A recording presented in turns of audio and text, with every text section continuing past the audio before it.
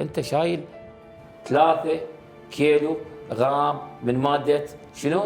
كريستال. الكريستال. الكريستال ده جايبه مخبوط لو اصلي؟ لا اصلي.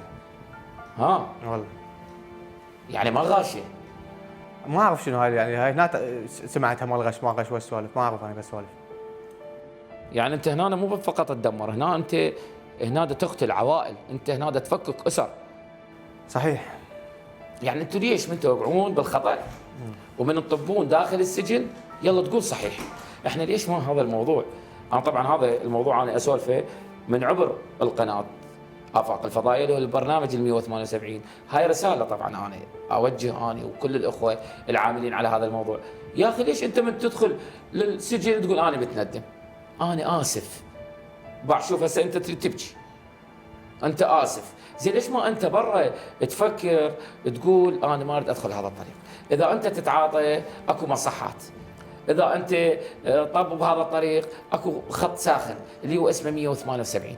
إذا أنت ما تقدر أكو صديق منو يداوم بالمخدر أروح أقول له يابا أنا ترى أتعاطى فدوى خلصوني، ترى عندنا مصحات هواي، ترى المنتسبين عاملين ليل نهار يا أخوان تعالوا، كل من ياخذ المخدرات ياخذ هذا الدرب مو خوش درب.